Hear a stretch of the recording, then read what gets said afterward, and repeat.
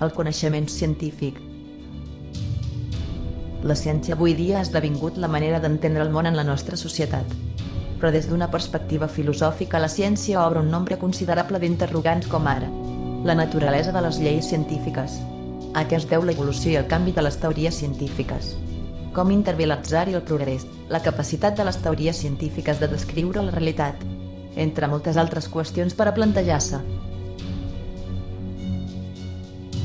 La breu història de la nostra ciència demostra que no hi ha cap mètode capaç de provar que les teories científiques són certes, però alhora tampoc n'hi ha cap que les refuti.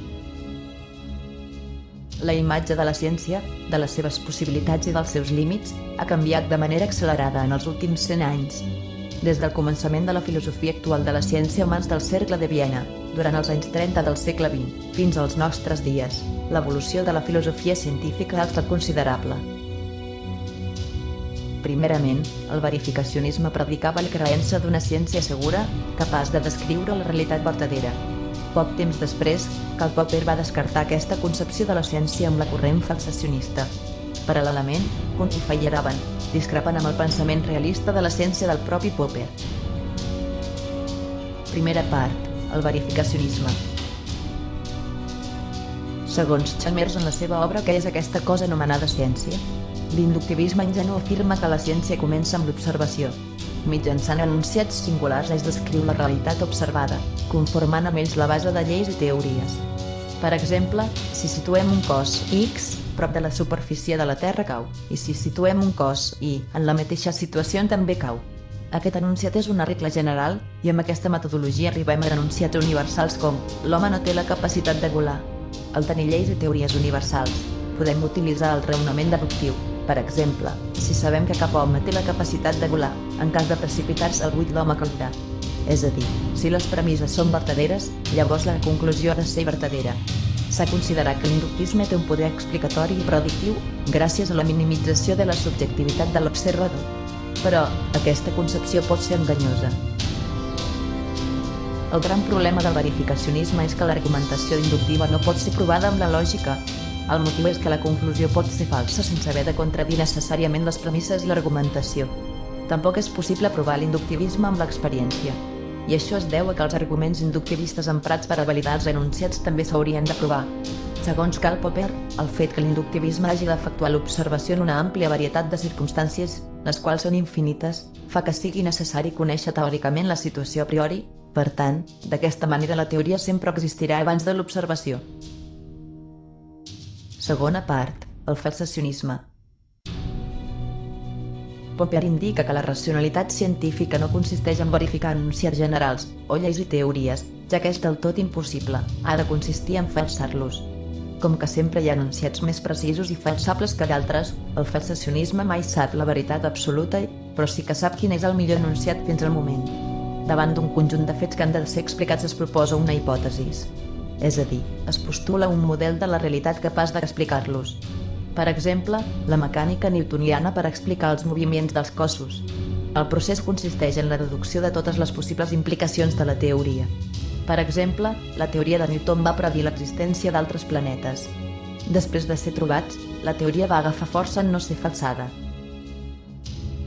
Amb la concepció falsacionista sofisticada, posterior a la ingènua, en lloc de preguntar-se si una teoria és falsable, és més apropiat preguntar-se si la teoria proposada és un substitut viable d'aquella a la qual desafia. És a dir, es postula una nova hipòtesi en el cas que s'arribi a falsar una teoria. Per exemple, la mecànica de Newton substitueix a la tolemeica, perquè aquesta no pot explicar que la Terra pot moure sense que caigui tot el que existeix damunt la seva superfície. Les teories no poden ser falsables amb arguments no comprovables, que s'anomenen arguments ad hoc. Algunes modificacions són permeses, perquè no són ad hoc. En aquests casos, la hipòtesi és més falsable i si es comprova, s'haurà avançat, arribant a conèixer millor allò que s'estudia. La gran limitació del falsacionisme és que de vegades es rebutja l'enunciat observacional si xoca amb l'enunciat teòric, perquè s'accepta l'error de percepció. Acceptar la primera falsació hauria rebutjat moltes teories. Desviar la falsació a les observacions pot ser un llarg i costós procés que no arriba enlloc. Segons Lakatos, Continuador de Popper, els conceptes només adquireixen un significat precís mitjançant una teoria coherentment estructurada, contenint en elles prescripcions i indicacions molt clares respecte a com s'han de desenvolupar i ampliar. Tercera part. Les revolucions científiques. Thomas Kuhn es distancia de les teories existents fins al moment amb el relativisme. Considera que ni l'inductivisme ni el falsacionisme s'adien a la realitat dels desenvolupaments històrics de la física.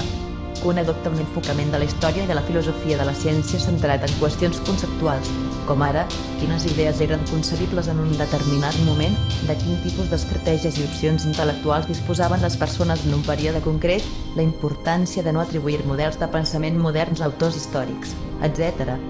Des d'aquesta posició, argumenta que l'evolució de la teoria científica no prové de l'acumulació de fets, sinó d'un grup de circumstàncies i possibilitats intel·lectuals subjectes al canvi. Quarta part.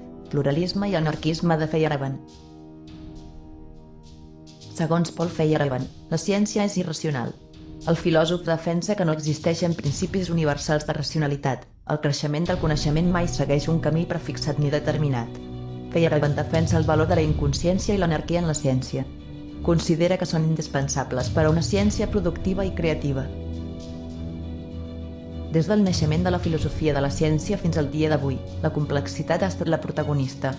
Contínuament hi ha una gran varietat d'enfocaments diferents, moltes corrents queden desfasades, formant part del passat, i en canvi d'altres destaquen i perduren durant molt de temps. I això que la nostra ciència no té ni 100 anys. Estem tan sols a l'inici de la història del coneixement científic. Ens queden molts capítols per visualitzar.